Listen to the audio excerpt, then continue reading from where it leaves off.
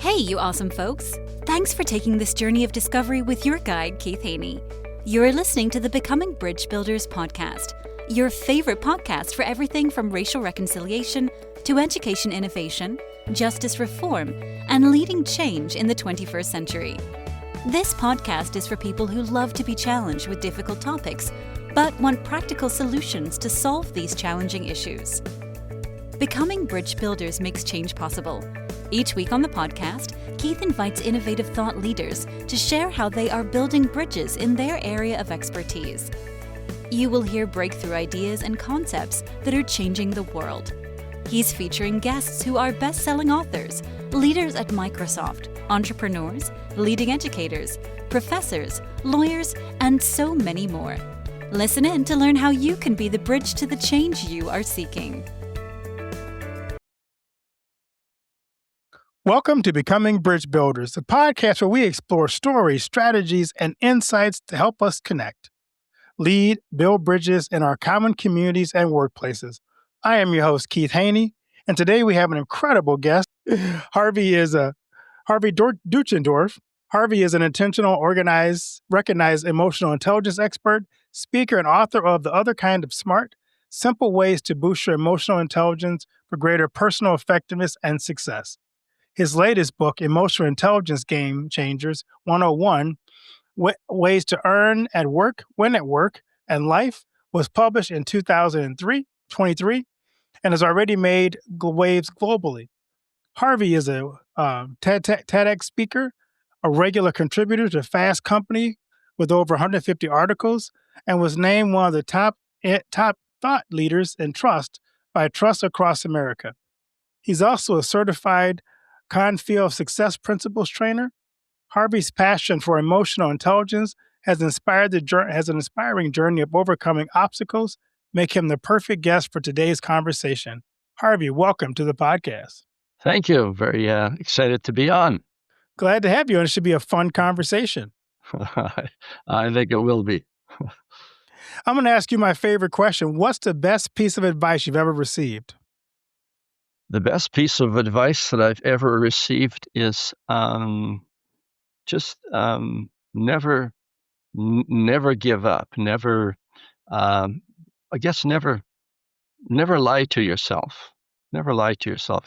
Never give up. Yeah, that's two pieces, I guess. But be honest with yourself. Continue to grow. Never quit. Never give up. Never lose sight of your dreams. I love that.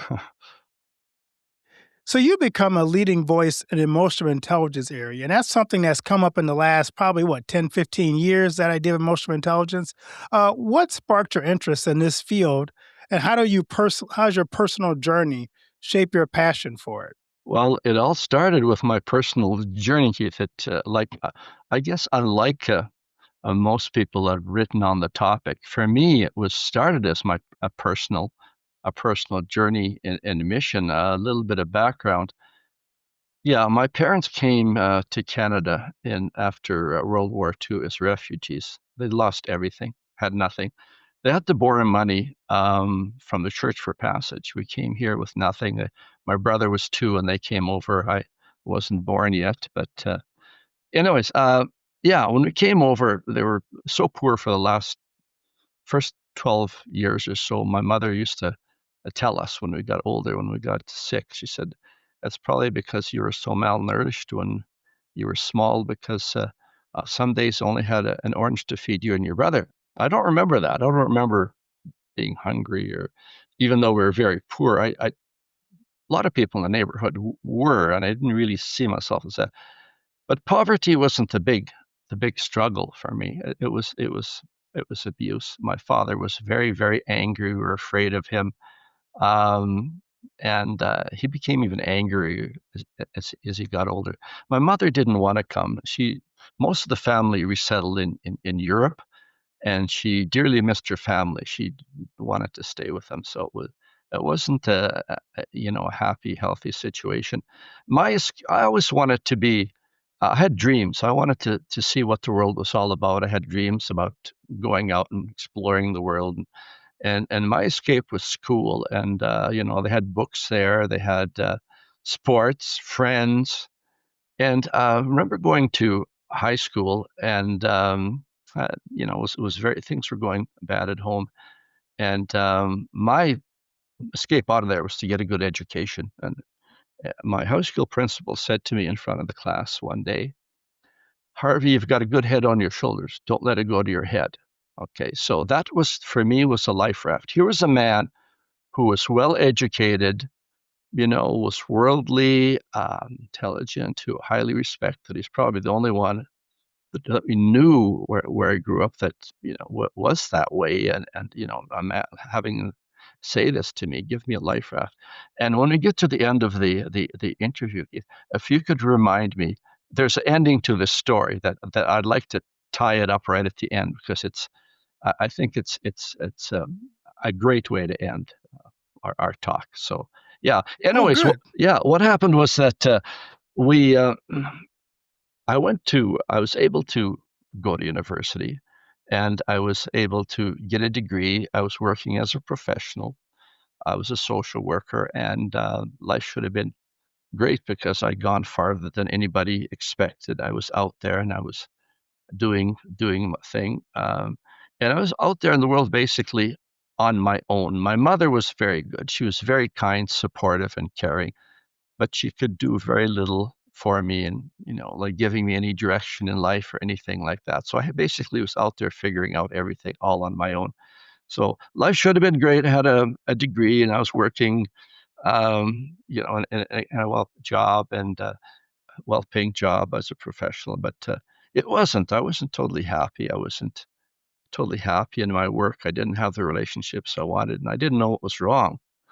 But I thought, well, I thought I was smart because my principal told me I'm a smart guy. I could figure it out. So I read self-help books. I went for counseling, and I was trying to figure out what was wrong, and I didn't really know. And then one day, I heard about a thing called emotional intelligence, and this book was out by Daniel Goleman that everybody was talking about.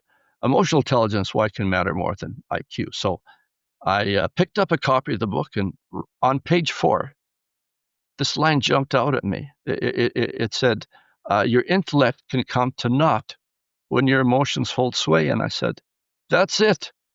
I know what the problem is. I know exactly what the problem is." It's not that I'm not smart. It's that my emotions. I picked up some. My emotions were out of whack. They were out of skew because the situation that I grew up with. I grew up to be fearful, suspicious,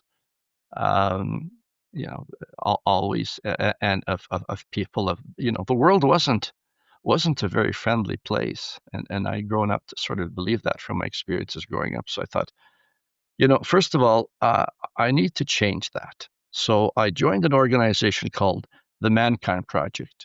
It was started in the U.S. in the 90s, and where I lived there, we formed some men's groups and stuff. There's kind of a growing men's movement at the time. And I joined the Mankind Project, and what they do is, I can't say enough about this organization. They help men process their emotions. Their emotions are, they provide a safe place where men can talk about what really matters, what's going on inside them. They're safe to share, and you don't have to be.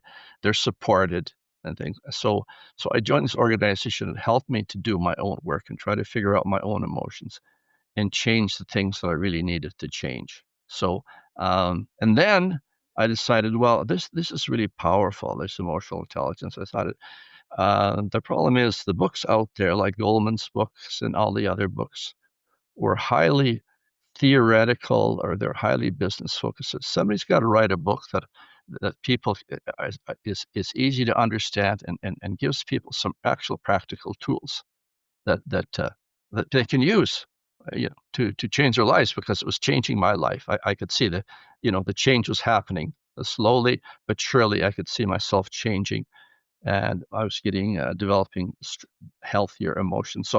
So I wrote a book and I got it published, and I called it The Other Kind of Smart, because I realized being smart, like Daniel Goleman wrote, wasn't enough. It wasn't enough. We had to be smart with our emotions. So that's what I called the book, and I haven't looked back since. I found my mission in life, and I'm just now just going after it with everything. So yeah. I love that. So let's dig into that a little bit more. You say that EQ is the other kind of smart. Why is EQ more important than IQ in today's world? Well, I don't know if it's more important, Keith, but it's equally important, Equally as yeah. equally maybe. And I explain that because the it's funny because I wrote an article on that for Fast Company on what's more important, IQ or EQ, and I said that's the wrong question. The question is how can EQ and IQ work together to it's like what I explained was that it's like a racing car. The IQ is something you're born with and basically you have for life. That's the engine, the components that make the car. The EQ is the driver. It's how you manage all that, and that's what they're very equally important because one without the other, um, won't work that well because they work together. Uh, with our EQ lets us manage our IQ because we know a lot of people that have a very, very high IQ that haven't been very successful because they're not very good at connecting with people. They're not very good at developing relationships. They're missing that component, which I was at one time too. so I realized that it is EQ is at least equally as important. I love that. As I think about, you said something I want to go back to as well. You said that, especially for men, we're not usually in touch with our emotions. As you have worked with this book and worked with emotional intelligence, how important is EQ in not only being successful personally, but also professionally? Very important professionally because people get promoted basically. Uh, First of all, people get promoted because the people that are promoting them, first of all, trust them, and second, like them. Okay. Now, that's the reason people really, really get promoted. Well, they have to be competent too. But beyond that, somebody can have a very, very high IQ and very high technical skills. And if the people in human resources, the people that are interviewing, don't like them, it won't come out directly, but that's the reason people get promoted because people are promoted because they people want to work with them because they are easy to get along with. They're pleasant. So it's really our EQ that gets us ahead in the world. I mean, um, uh, IQ is important for basically the marks we get in school. Okay, we get high marks, but after that, our success in life after we get our first job is really determined by how well we're able to connect with and work with people. That's really what determines our success. Can you think of some real world examples of how EQ has made a difference and maybe someone you've worked with their their their chart in life or their trajectory in life? Yeah. I worked with somebody who is basically you know didn't have that much probably technical skills, that type of thing. Was a manager that went very, very far and basically was just a, a a person that you felt really, really comfortable with. You could talk to them, you could ask them anything. They weren't defensive. They weren't didn't feel that they were threatened by anything you would ask. You could challenge them. It just a level of comfort and high level of trust. Even though they didn't know the answer, sometimes they would always be supportive. They somebody that you talk to them the same way they would talk to their superiors. You didn't have to worry. They'd say one thing to you and another, to their superiors. You could trust them. You totally knew that they had your back, and it was comfortable, and they would give you the feedback that you needed from a place that that they wanted you to do better. It was never perceived as criticism. It was received as feedback because you trusted them, that they wanted you to succeed. I love that. As you think about common myths or misunderstandings, what are some that we would have when we think about emotional intelligence? Yeah, funny. I asked that before I talk. Usually, I was going to ask you that question. First, what do we think emotional Well, intelligence I is? thought I'd switch it Yeah, off on you. yeah, Is so that what- yeah. Like I was gonna ask you because before I do my talks, I ask people, "What do you think emotional intelligence is?" Okay, to my audience, and I say, "Okay, if somebody offered you $10,000, you give me a decent answer to what emotional intelligence is. What would you say to them?" And so they have things like, "Oh, it's um, being a good listener." But some of the misconceptions, or is somebody that's nice, okay, just being nice. Okay, well, they can be nice, of course. We should be nice, but there's a lot more to it than that. It's also being able to, um, set your boundaries. It's being being able to be assertive when you have to. I mean, being nice is okay, but somebody that's highly emotional intelligence doesn't mean they're a pushover, and you can just push, that's a misconception. The other thing is too that, we have to be extroverts. Extroverts are more highly emotional intelligence because, hey, like they're hey, how you doing, that type of thing, and they can talk to anybody and stuff like that. Which, no, emotional intelligence has nothing to do with whether you're an introvert or an extrovert. That's a personality trait, and one isn't higher than the other. It's just the people we are. Emotional intelligence is basically how we're able to manage our emotions and basically influence the emotions of others in our environment, in our orbit. Would you say that one gender has the corners has Yeah. has the all the assets for emotional intelligence, but the other one is lacking? Is it women are better at it than men are, or does gender not matter? Well, women are higher in some areas, like empathy. They're generally, women have are better are able to empathize better than men overall.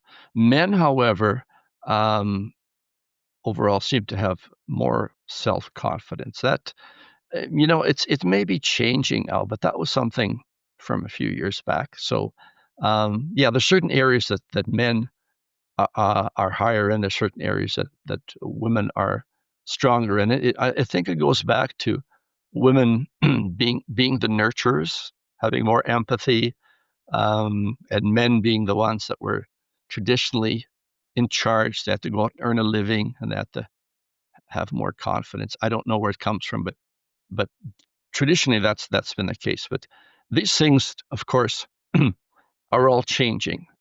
They're all fluid and they're changing over time. So, yeah, that's all open to change, and it's changing now, probably. So we've always heard, I know when I was growing up, that leaders are either born or they can be trained. Is emotional intelligence something that you get fixed at birth, or is it something you can get better at over time? Oh, absolutely, it's something you can get better uh, at over time, and I'm a living, walking proof of that because it's, of course, if we grew up in a family that was highly supportive, highly emotional intelligence, and that, of course, we would likely naturally pick up, be more emotionally intelligent. However, here's the good news. Unlike IQ, which is basically set by the time we reach our teens, emotional intelligence can be developed, and I am a living, walking example of that. When I'm talking, sometimes I'll say to my audience, the first things I say are, 25 years ago, you wouldn't have wanted to know me. 25 years ago, the person that I am today would not have wanted to know the person that I was 25 years ago. I'm a different person today. I'm totally, I've totally reinvented myself. I changed myself because of using emotional intelligence. So, I mean, I know we can change it, and I know a lot of people's lives have been changed by using it. So, yeah, we can develop it. If we're open to it, we have to recognize the fact that we need to change, and we have to work at changing it. And I've been very fortunate to have part of a wonderful organization that's given me a lot of support in changing my life and changing, and my environment around me. Yeah. So that's encouraging. So if I'm listening to this and I know my EQ level is low, hmm what are some simple ways I can use right away to boost my emotional intelligence? One of the things we can do is become better listeners. Most of us aren't very good listeners. When we're not actually listening, we're actually formulating a response. When somebody's talking to us, we're not really listening. We can work on this, though. We can become better listeners. And one of the things, just a simple exercise we can do, is somebody that we're our partner, or somebody that we're with, somebody that we have a good relationship with. We can do this. We can have them sit down and talk for 3 minutes about something, well, something that's maybe been bothering them, and our job is to listen and feedback to them in our words what we heard them say.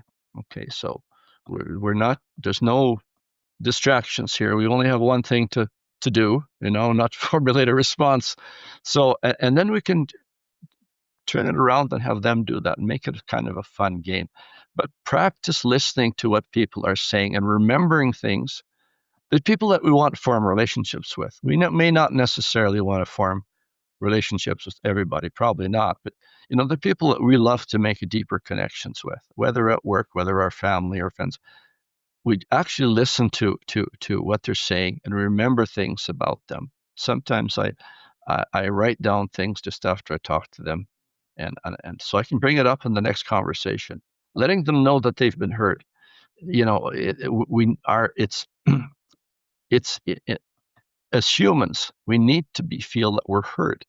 And if somebody feels that they've been heard, we've really listened to them, that's kind of unusual because, like I said, very few people really listen. So they form a special bond with us. They want to be with us. They want to be around us. If they're an employer of us, they want to hire us. They want to promote us.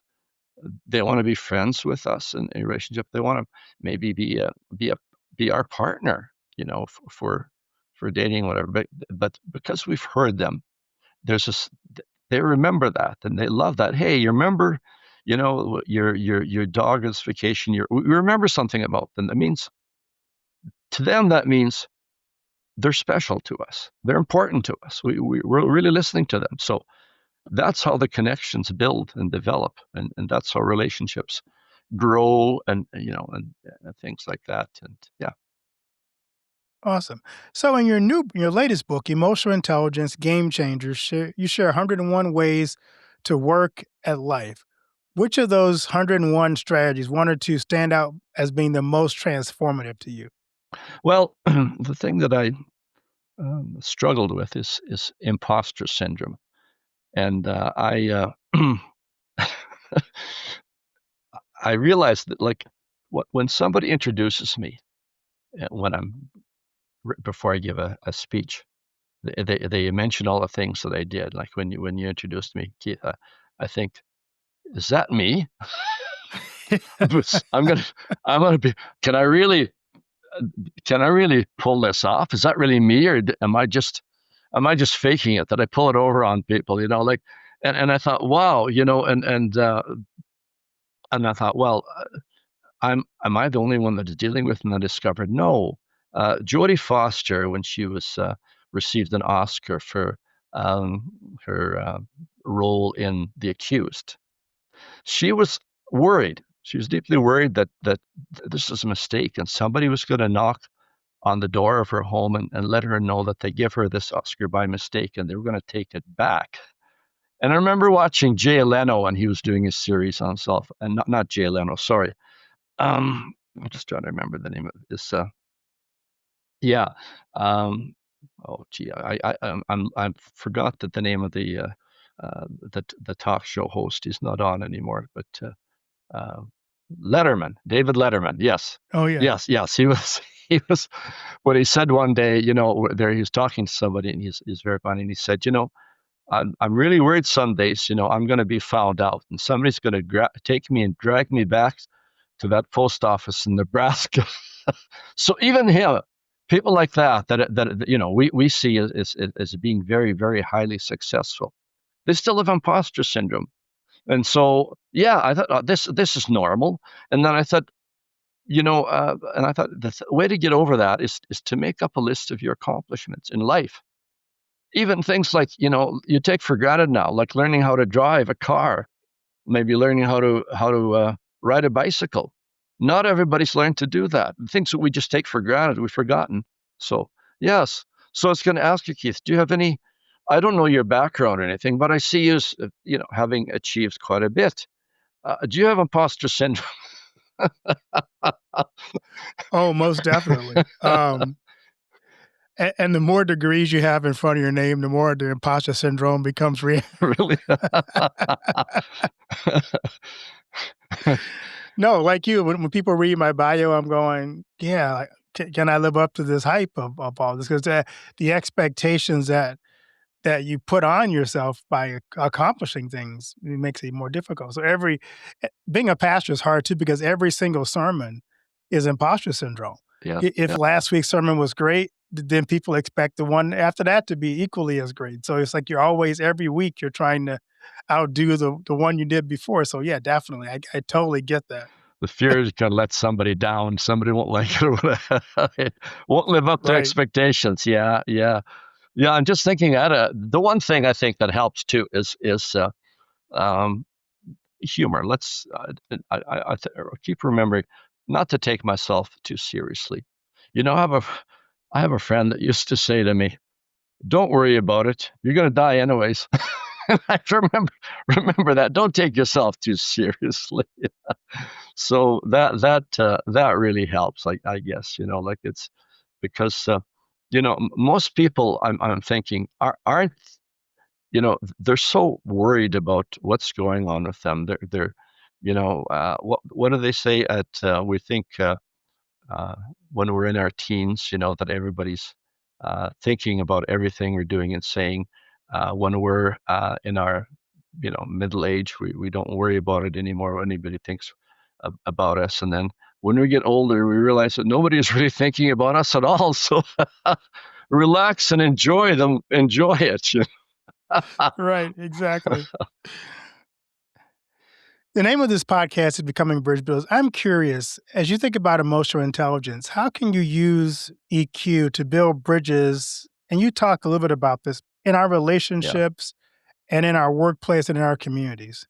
Yeah, I think it's a great, it's the ultimate bridge builder, emotional intelligence, because it gives us tools to build bridges, basically listening to people and letting them feel heard. Because, we can disagree with people. We can very strongly disagree with people. If we have a conversation with them and they can feel heard, we can make great progress because then if they feel heard, it may open them up to other viewpoints. It may open them up open them a crack sometimes to other ways of thinking that they haven't considered before, and they'll wanna form a connection with us, even though we may be on totally opposing sides of an issue. But there's an opportunity there to open up, the divide, close a little bit, and there's opportunity to form connection. But it's basically making people feel heard, that their voice matters, that we can. There are things we have in common.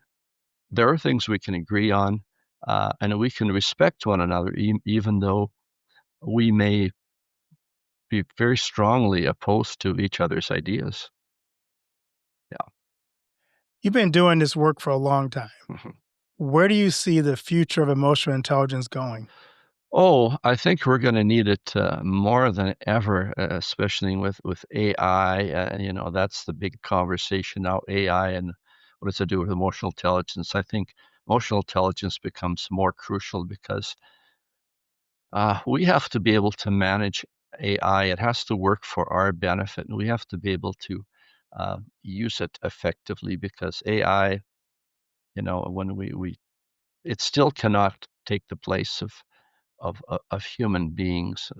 We can't connect with it. We like humans can.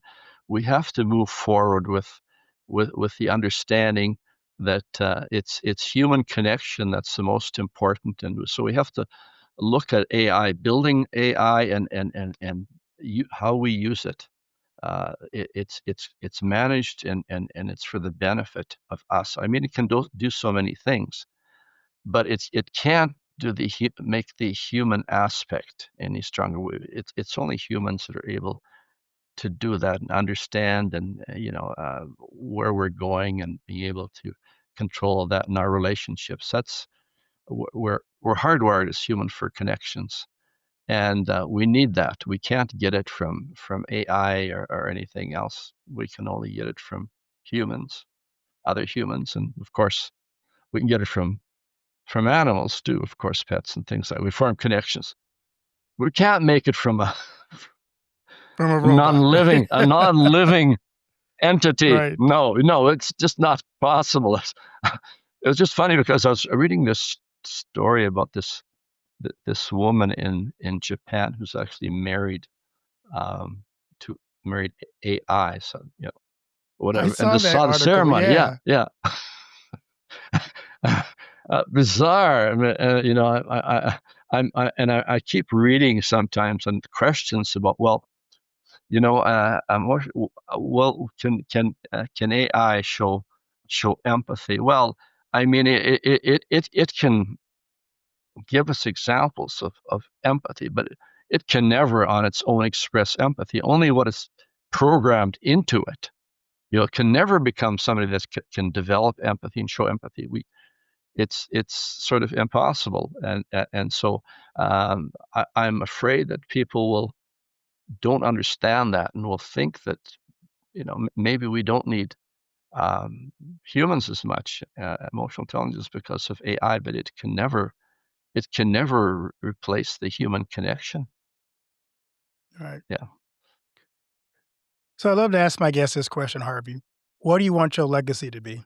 Well, I want my legacy to be that I've helped people in life, that I've helped people better their lives. I've helped people understand themselves better, bring more joy in their lives, more peace, more understanding. Bring more understanding in the world, more peace, more love, more caring. Just somehow that I've made some people's lives better, and that I've well, I guess I'll put it this way, that I've lived, that I've loved, that I've mattered in some way. Awesome. Yeah. So on this season, we have a new thing, and that is picking a surprise question. Pick a number between 1 and 10 for your surprise question. Yes. Okay, 1 to 10. How about 6? 6. All right. What is your most unusual talent? My unusual talent. Oh, probably. I was known before for finding nothing to do with emotional intelligence, I guess. Maybe finding deals on things. Going to auctions and finding buys and different things, and that are some really interesting things. And being able to always find a bargain. That I was known for that. People would ask me, "Hey, where can I get the best deal on such and such?" And I normally would know the answer how to find it. Anyways, yeah. Awesome. Well, Yeah. Harvey, thanks so much for sharing your insights and your wisdom with us today. For those who want to learn more about your work, your books, and connect with you, where can they find you online? Well, they can find me at my www, the other kind of smart, one word, the other kind of smart.com. That's my website. If they want to connect with me, my email is harvey dot period EI guy EIGUY at shaw.ca. I'm the EI guy, and I was just gonna kind of end with something here. I'm just gonna finish that story about my high school principal. Yeah, I just wanted to wrap that up because when I was in my men's group, my Mankind Project, I had written in the other kind of smart little section about that's the only thing that I shared about my personal life was that story about my high school principal and telling me in front of the class that I've got a good head on my shoulders. So I was in my group and I was telling this story, and one of the men in the group said, "He's my neighbor." This was 40 years later. Okay, this 40 years. I didn't know if he was still alive. You know how when we're in school, we think our teachers, are that much older than us, but it's just because we're so. Anyways, I said, "Yeah, he's my neighbor." So I thought, I should reach out to him because I don't know if he'd remember me after all this time, but let him know what difference he made in my life. So I finally got up the nerve to give him a call. I was afraid he wouldn't remember me or anything, but he did, and so he was living not too far from home, about 30 miles away. So my voice was probably crackling, but I asked him if he wanted to meet for coffee, and because in school I was very, very shy. I was under the radar. So said, sure, we got together, and it was very, very emotional. I give him a copy of my book that I signed. I show him where I mentioned him. And we talked and had coffee, and it was very, very, very emotional because it was important to me to let him know the difference that he made in his life because he was getting older. And I think I was hoping that he would know that he made a big difference, and at least my life, and that his work mattered, that he mattered. So I was afraid to do it, yet I'm so glad I did because let him know that. Yeah, so that's the end of that story. That's a neat story. Yeah, I'm glad you did that. yeah. So I'm sure he was too. yeah, I'm sure he was. I'm hoping he was. Yeah. Well, Harvey, thanks so much for coming on. And for my listeners, thank you for tuning in to Becoming Bridge Builders. If you enjoyed this episode, please subscribe, share, and leave us a review.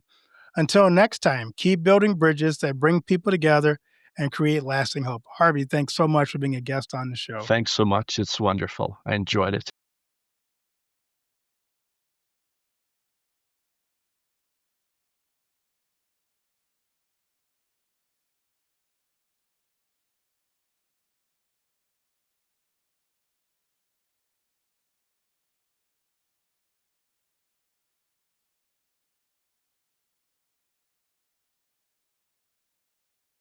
But act fast. With only 40 spots remaining this month, claim your free revenue ceiling audit now at the link included in the show notes. Thanks for listening to Becoming Bridge Builder. If you enjoyed this episode and want to help support the podcast, please subscribe and share it with others. Post about it on social media or leave a rating and review.